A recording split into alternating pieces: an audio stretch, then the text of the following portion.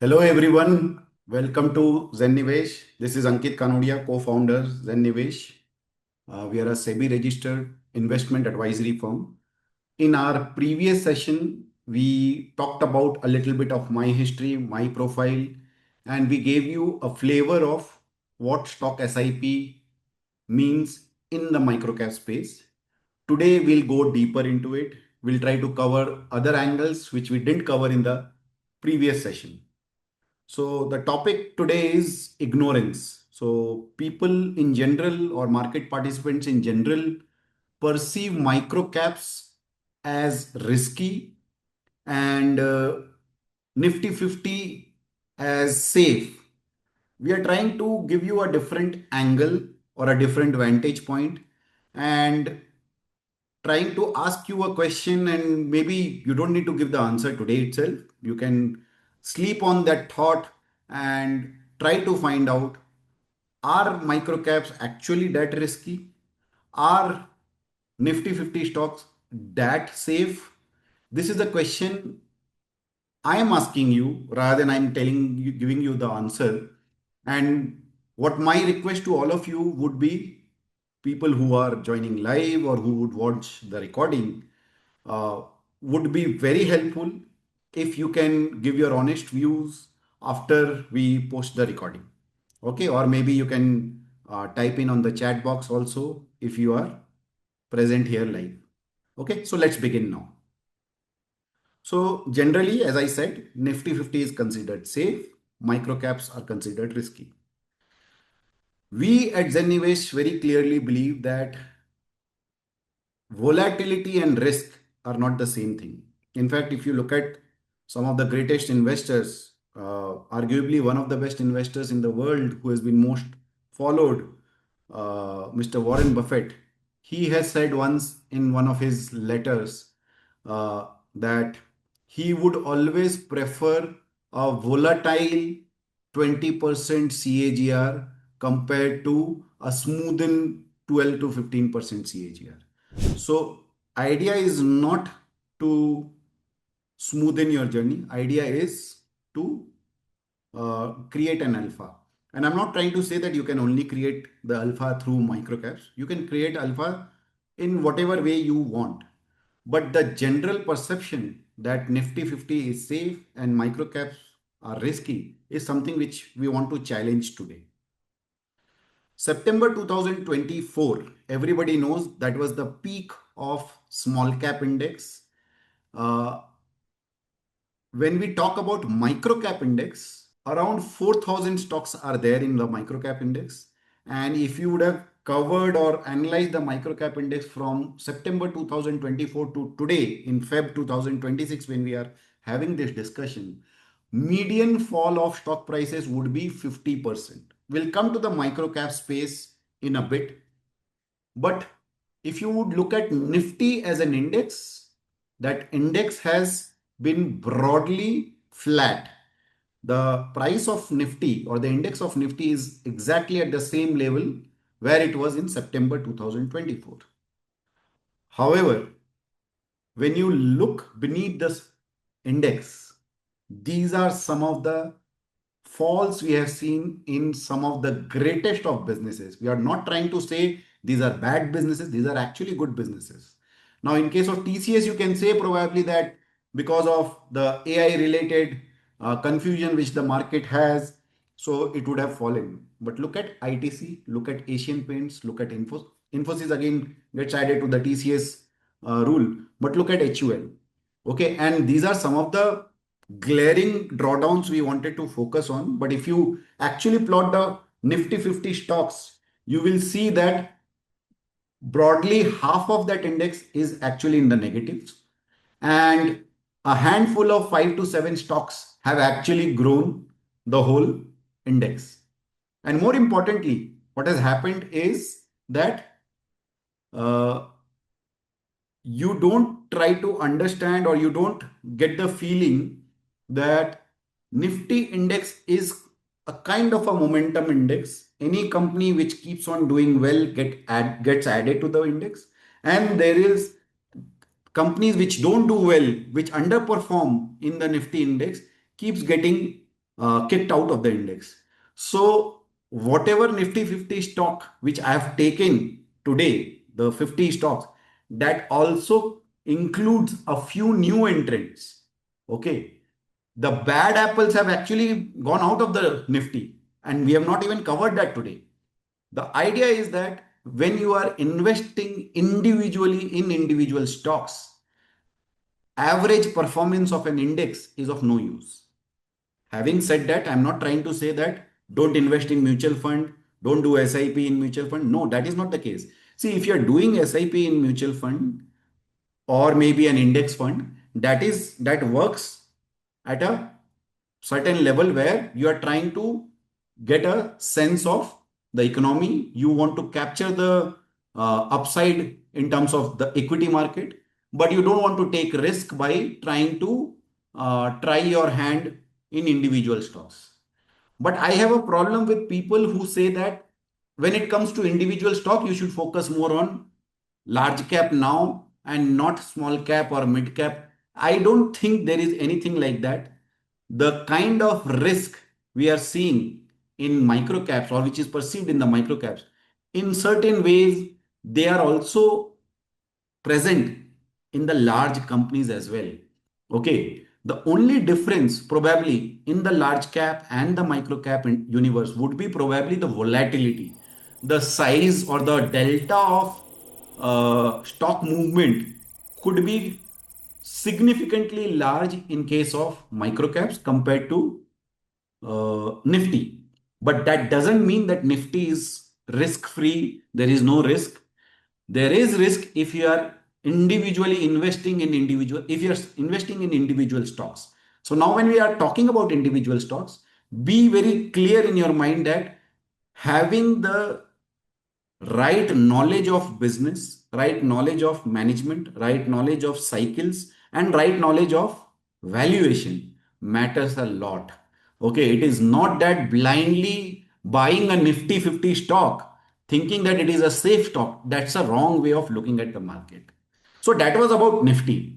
Now coming to the microcap space where we are focused. Over here, try to understand that our focus is when we say that the microcap is very risky or very volatile, try to understand that the market in general is talking about the 4,000 stocks universe. But are we investing in those 4,000 stocks? No. Out of those 4,000 stocks, 2,000 stocks probably have remained microcaps for decades and they'll probably never change their fortune. Okay. Or if they will change also, it will take a lot of time. We don't know. Our focus is high quality bets, high quality 500 stocks. When I say high quality 500 stocks, that doesn't naturally mean that the top 500 stock in terms of market cap. No, it could be a 300, 400 crore market cap stock. It could be a 1,000 crore market cap stock, or it could be a 3,000 crore market cap stock. But the idea is that the portfolio will have only 15 stock, round about 15 stock from that 4,000 universe. So we are trying to do our best in terms of filtering out the non-performers. Of course, there will be stocks which will not perform well, which will not perform as per our expectation. We will get wrong on a few stocks. But if we get right in a few stocks, the history says that if you get right in a couple of stocks, there is a potential of outsized returns because of the size of the stock in which you are betting on. So the real risk is ignorance, not size. That is what we want to make you understand. Be it micro cap, be it small cap, be it mid cap, be it large cap, nothing is safe. Probably microcap is far more volatile, but that doesn't mean that anything else is less risky or is not risky at all. Okay. So these are some of the things which we have to focus on. I've already covered them in our previous session. So I'm not going deep into it. We can take up in the Q&A if anybody wants to ask any question related to that. Now, coming to this particular quote by Mr. Nassim Nicholas Taleb, who wrote a wonderful book called Skin in the Game, where he says that Don't tell me what you think. Tell me what you have in your portfolio. So, inspired by this particular thought of Nassim Taleb, we tried to give you a good idea of how our portfolio looks. Now, I can't give you names because if I give the name, why will you subscribe to our small case, right? But this particular slide gives you a very good idea. As I said in the previous session, we will have 10 equal allocations, but that 10 equal allocation will be divided into 15 stocks. Okay, that is how it is. And you can see there is a healthy mix of NBFC, IT SaaS business, pharma, retail, travel, consumption, and chemical.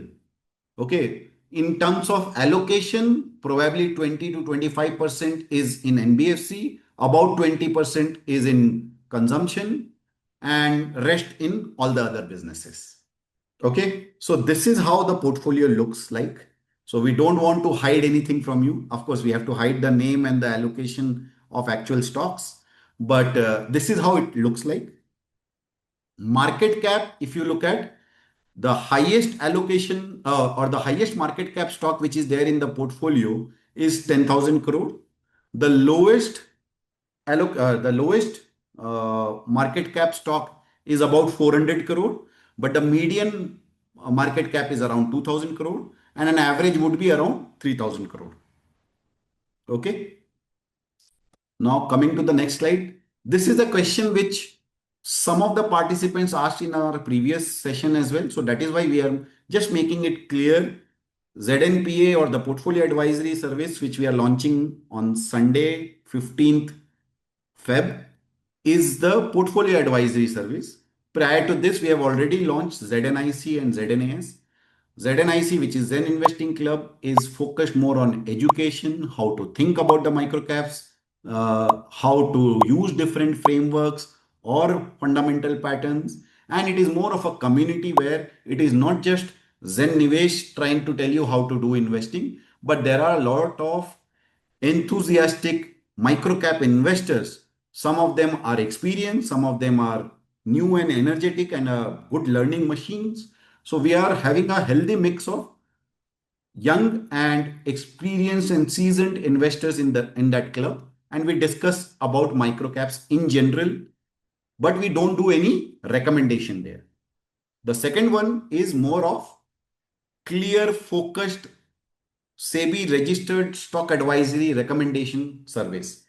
This is not for beginners. We have politely said no to at least two and a half, or maybe probably 3 dozen of investors after we saw that their risk profile doesn't match this product. In fact, in couple of cases, we refunded the money because in our risk assessment, we found out that they bought the product, and later on we realized that no, this product is not suitable for them. So if you are a beginner, if you are someone who cannot do allocation, you should not subscribe to ZNAS. However, if you are someone who has at least 5+ years of experience and can manage allocation, you can check out stock advisory as well. The product which we are talking about now is the ZNPA, right? Which is a stock SIP product. And we have covered that in detail in the previous session also. Today, let's just recap what were our 6 psychological filters with which we wanted to present to this idea that microcaps are optional. You have to be very clear whether you want to be in this place or not everybody can manage the volatility of the microcap space. While we ourselves will work to the best of our potential, and our objective would be to make sure that things go as smooth as possible, but we cannot guarantee anything. So that is why if you think uh, too much of volatility can create a problem for you, that's okay. Don't apply for this, okay, or don't opt for this. Second, we have clearly said who should not take it. Anybody who is not sure whether they are made for microcap or not, somebody who has no experience in the market probably should not Or if you are opting for, at least don't put all the money at one go. Put a small amount of your net worth in this and test the waters, test our skills, test your behavior as well. So go slow. Okay. The third point is don't predict, prepare. Go in the stock SIP manner. We don't want to invest all our money on the day when we launch the portfolio. We want to keep on investing in this scheme over a period of time. Okay. We'll focus on a few things, and that is very important because in stock SIP portfolio, you can't have certain kind of stocks because in stock SIP, you are trying to buy every month, right? So when I say every month, you can't have a deep cyclical business like a commodity business or a metal business where things can move drastically in a matter of months or weeks. You can't invest in those kind of businesses, even though those businesses can generate a good amount of wealth. But in the SIP framework, those businesses do not fit. So we will not focus on them. Okay. Consistency, again, I don't need to speak much on that. SIP discipline brings in the consistency. Trust is the most important part of any financial product or financial services. So now, how can you get trust? We have some track record. You can check out our previous blog, which is by the name Survive to Thrive in Zen Nivesh. If you just type Survive to Thrive Zen Nivesh, you will find that how I have used this SIP methodology for 5 years, and I have in detail documented all my performance, everything. So that will give you a good idea as to how what you can expect something from something like this. That is one. And the last thing which I want to emphasize on is that you will put only a small part of your wealth. I will put my wealth also, all my incremental savings which I need to invest in the market also, and I'm also putting my reputation at risk. So if we don't perform well, you will probably lose a part of your capital, or you will underperform on a small part of your capital. But I will underperform in a big way, and I will have a lot to lose. So that is where skin in the game comes in. Okay. So another aspect which we touched upon a little bit in the previous session, but I want to focus here as well, which is the structure of small case. Small case is a tech product. It is a technology platform. It doesn't, so it has its own design issues which we have to understand, and we try to do a deep research and survey both from the community of registered investment advisors and analysts, and also from the investors who are invested in these small cases. So a few things which came to our mind, our notice was that there is a lot of churn of members coming in and coming out when it comes to monthly or quarterly plan. So if you are a fund manager who is offering a long-term portfolio, for us, for example, in Zen Nivesh, because it's a long-term portfolio, it doesn't make any sense for us to put a monthly or a quarterly plan. That is one.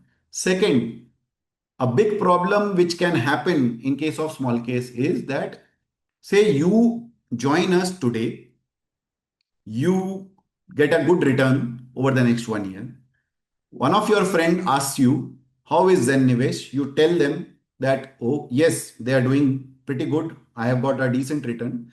And when they join the small case at that time, they buy all the stocks at the price at which you recommend it to them.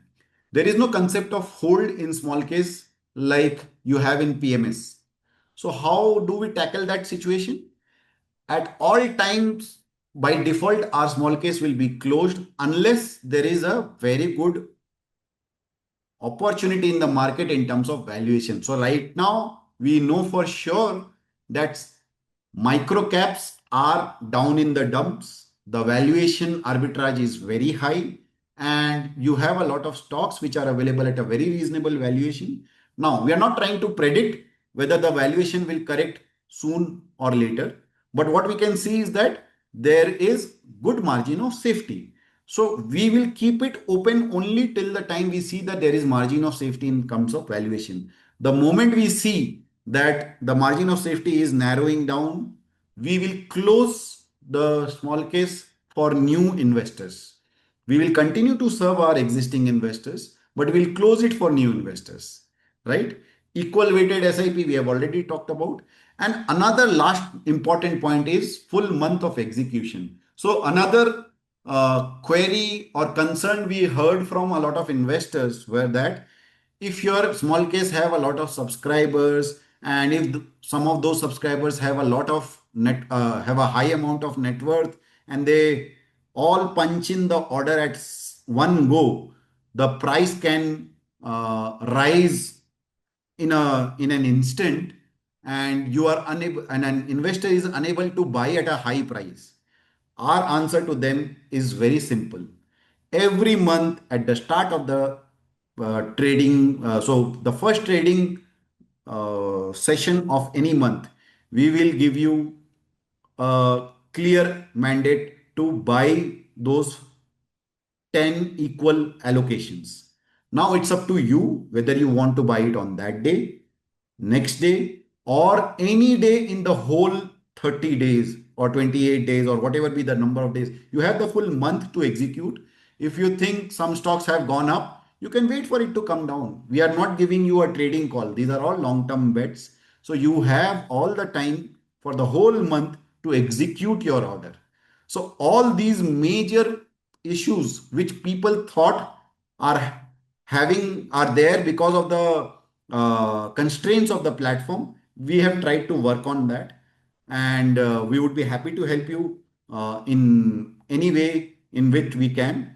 Another thing which we'll do is that, say for example, on first of the month, when we give you the notification that you have to buy these stocks at this allocation, and you saw some of the stocks went up and you don't want to buy it now, we will keep giving you regular updates or reminder, so that you don't you don't forget, and you will be reminded about this. That is how we are planning to launch this small case on 15th. Another important aspect which we want to uh, focus on today is that, just like how everything evolves, like how you have seen how cricket has evolved over the years. Earlier there was test cricket, then one day came, and in the last 10-15 years, T20s have dominated. You can draw the same parallel with investing world as well. Because of social media, because of smartphones, because of the connectivity of information coming, and now with AI, you can, and also the whole gamification of investing, right? It is now a fashion. I'm not trying to say whether it is right or wrong, but I'm trying to say is that this is the fashion today. Today people in general find it normal to keep sharing on social media what they own, why they own, how much they made on that, and all these things. Because of all this, the pre 2010, the multi-bagger would take, say, probably an average multi-bagger would take 5 to 7 years to become 10x. Not all stocks will become multi-baggers, but I'm saying in case of an average multi-bagger, it will take 5 to 7 years. In post-COVID scenario, it has compressed, and probably you can get the same kind of returns in 2-3 years. That is where you have to evolve as an investor. If you get 5-7 years return in 2-3 years, you have no choice but to switch. You can't say that I am a long term investor, so I will stay invested for 5 to 7 years. You have to focus on the valuation, and that valuation discipline should decide whether you should stay invested or not. Okay, we may end up staying invested in 5 to 7 in a stock for 5 to 7 years also, but we have to be very clear on the valuation parameters. So this is the last slide. As I told you, I lose money, I lose credibility, I lose trust capital. So my capital is completely exposed. I cannot promise returns, but I can promise alignment. That asymmetry is real. So we are launching on 15th February. We will share the link to all of you, to all our social media, on all our social media channels as well. And there is a WhatsApp group where we are sharing everything. So we'll keep sharing all the other things as well. Now, as I discussed, we are done with our presentation. If anybody has any question, you can ask us. Let me just see the chat box. Okay, I see a few questions. One question is SaaS is already being termed as SaaScalypse, and we are planning to have two of them. Isn't it risky, Harshal bhai? Okay, great. Nice question. So, see, we don't know for sure. I'll be very honest here. Anything and everything is possible in markets, but our understanding of the tech space and IT space is that uh, any doomsday scenario or doomsday discussion like this only create more opportunities for the sectors. Post the 2020 dot-com bubble bust, people were saying the same thing about all the dot-com companies, and we have seen how so companies who there were a lot of dot-com companies which perished in that bubble bust period. But the ones who survived uh, created massive fortunes for the investors. I don't want to take one or two names, but there were massive wealth creators in the IT space in dot com. During the COVID times, also something like that was said. Many of the and in 2016-17 also many of the IT services company fell. People thought that they are going to be completely of no use, and we have seen them recover. The same narrative today we are hearing about SaaS. I'm not trying to say that SaaS businesses don't have risk. Yes, they have risk. But it is not that all SaaS companies will be completely wiped out. There will be companies which will adapt, and that's the advantage of uh, staying with smaller companies which are nimble, which are high cash generating, which don't have too much debt on the books, and they can survive this period of crisis. And because of this uncertainty, they are available at a very, very, very attractive valuation. Now, having said that, maybe we are too early to it. Maybe we will see 1 year or 2 years of pain, but that's fine. We are not putting all the money in these companies at one go, right? We are starting today. So you are building your portfolio for the next 2, 3 years at least. So you will buy slowly over a period of 2 years and you allocate your portfolio accordingly. So even if it takes say 1 year or 2 years for these companies to first go down and then go up, and that is fine. That is actually the thing which you want. We want them to fall now and survive and then thrive later, right? That is the expectation we are having with these SaaS companies. But even if they don't perform, these are not the only companies which are there in our portfolio. It's a fairly diversified portfolio. If we see that we are wrong, we have a watch list of at least 40 to 50 stocks already ready. We will not mind coming out of these stocks, some of these stocks which don't do well, and replacing them with one of our high conviction watch list stocks. So that is how I would look at the SaaS space today. Because of uncertainty, you are getting some great valuation in some of the good businesses. So this is the time you should start nibbling them. Again, not trying to say that put all your money today. The whole idea of SIP is that you are buying slowly over a period of time, right? Next question is people who have decent lump sum money at the moment, can they invest in chunks instead of? So see, in fact, one of our member, he or she asked me a couple of days back where that she has a sizable lump sum money and she also wants to do SIP later on. So there is no problem in that. But try to understand that we at Zen Nivesh are not trying to predict the bottom. We are not trying to say that this is the bottom. What we are trying to say is that we see a lot of value now. We may see a price wise or time wise correction, and we are preparing for that by putting in money over a period of time, not putting everything together. Now, because the valuation have corrected, it is fine if you want to uh, put some lump sum money also to begin with. But we have the right expectation. Just because we are saying that you can put lump sum money doesn't mean that the market cannot fall from here. So, okay. So that is something you should keep in mind when you are doing the lump sum investments. So somebody asks how much of my capital is invested. So whatever incremental capital or incremental savings which I will be investing in the market will be here. There is 50% of my invested capital already in the microcap space. Some of the holdings, some of the investment which I did in the last 15 years, which are still in the large cap, I will slowly, I am in the process of exiting them and putting more in the micro cap space. But incrementally, whatever new investment which will go into the market will 100% go into this portfolio only. Okay. I hope that answers your question.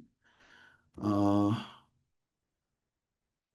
People who have decent, I think lump sum money I've already answered. Then comes, let me just check. Any minimum allocation, sir? Okay. So that's a good question. I think somebody in the last session also asked this. See, when we are keeping 10,000 as the cost and annual cost, so if you make a roundabout calculation, if you invest, say, 1 lakh rupees a month, your annual cost of investment comes to about 0.08%. Now, the moment you reduce the amount, say 1 lakh becomes say 50,000, that cost of investment becomes 0.16. If you reduce it further to 25,000, your cost of investment becomes 0.32.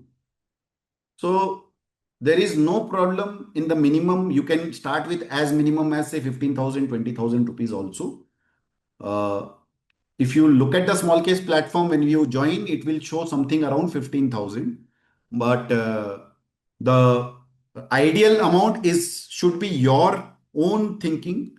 What is the amount you think you will be able to continue investing over the next, say, 3 to 5 years? That is the amount as per your comfort you should decide. That will be the best strategy for you. I should not be deciding the allocation. I can just tell you at what allocation, what will be your cost of investment. Okay. So that minimum allocation should be decided by you. Only thing which I can say is that if you have never invested in the microcap space, one thing you should do is that you start small. Don't try to put a high amount in this because irrespective of whether we do well or not, whether you can handle the volatility or not, you should give yourself some time to figure that out. Right? Uh, the small case is available on which platform? So, like Zero the Kite or it's so small case is a again. I'm sure there would be other participants also who would be having the same doubt. Small case is just a bridge between the advisor and the end investor.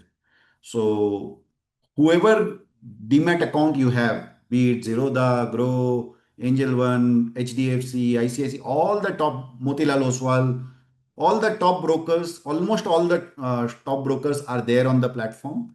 So Small Case is a technology platform which integrates all the demat account.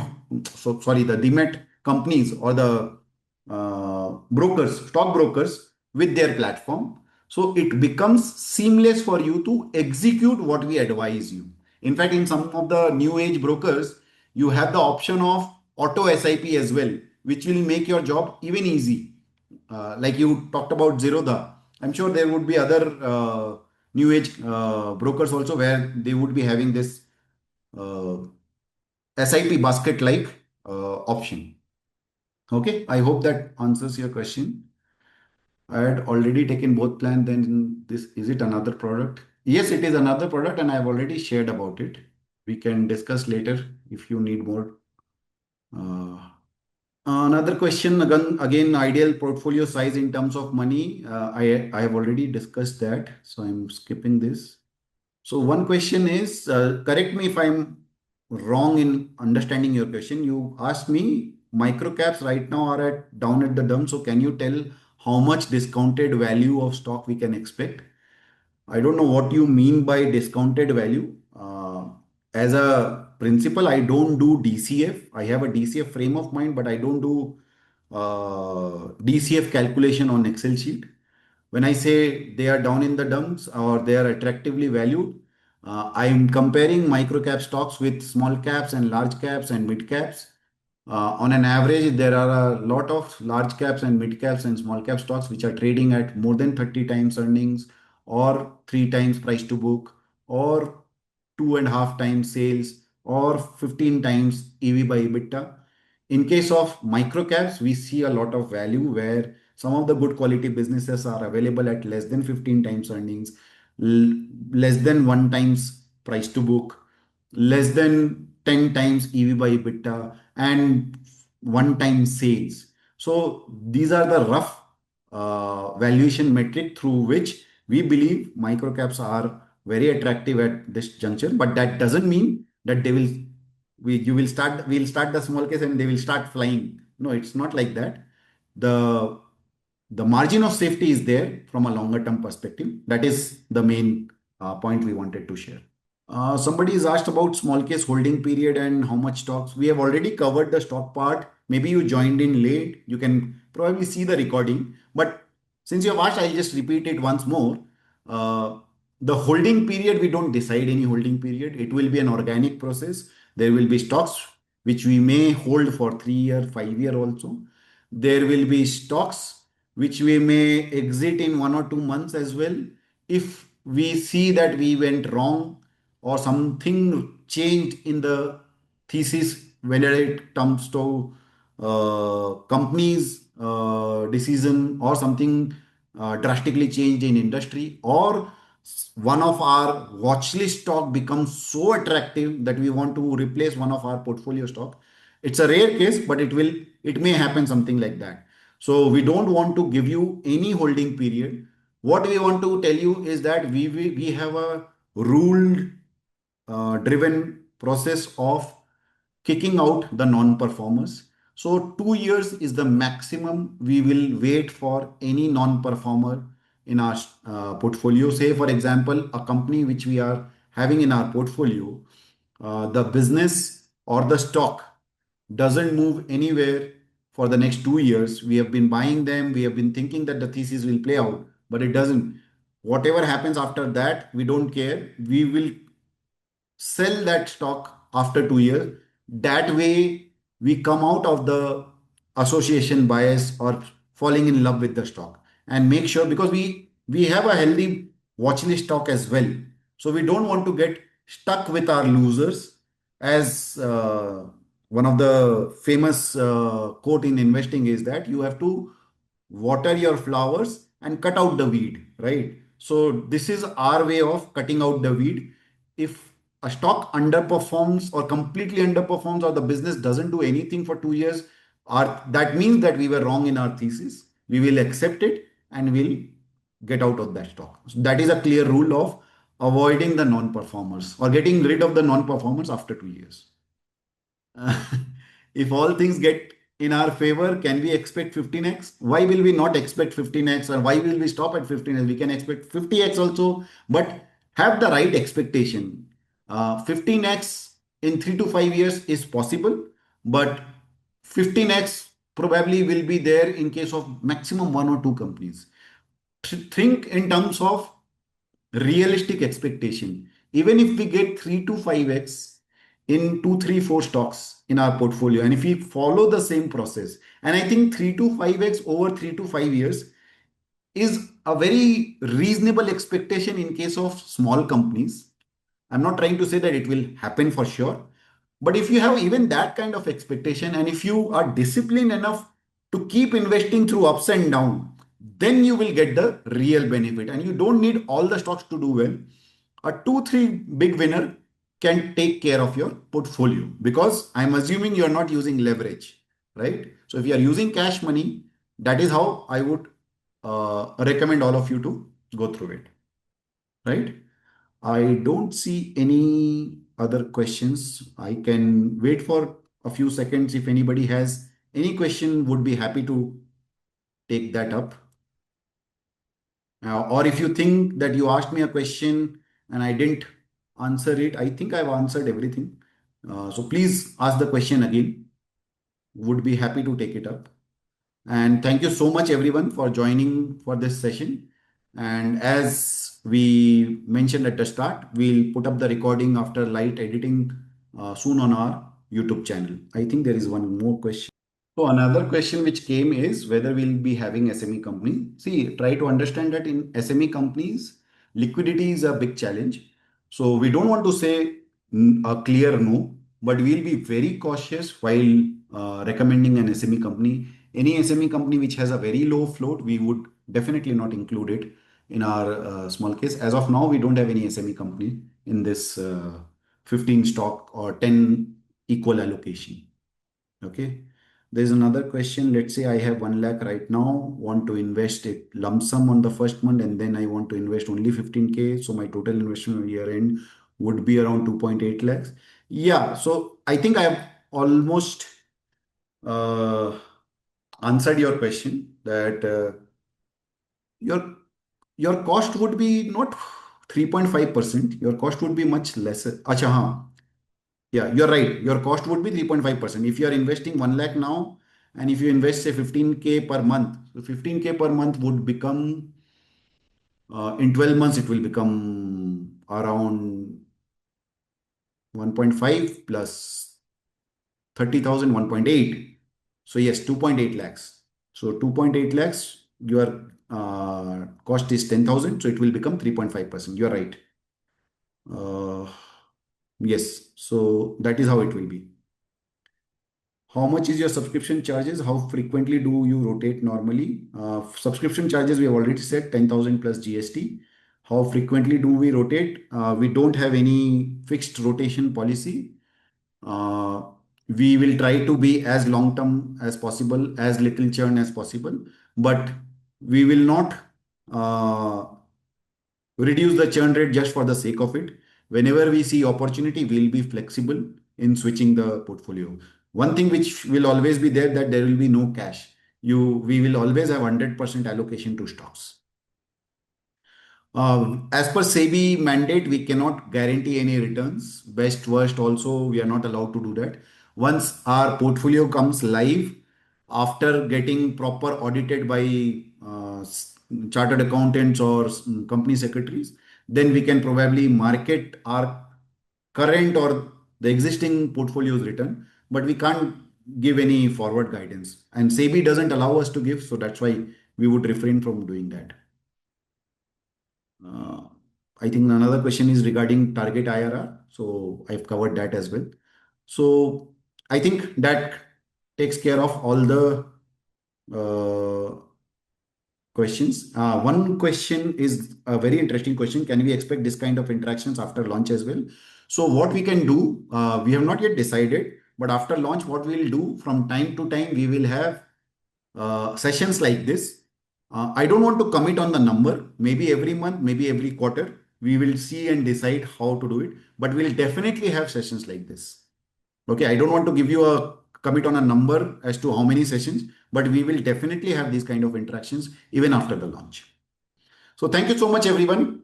It was great interacting with you. We are very excited for the launch, and thank you so much for believing in us and giving us an opportunity to express and explain to you how we are trying to do something different in this microcap space.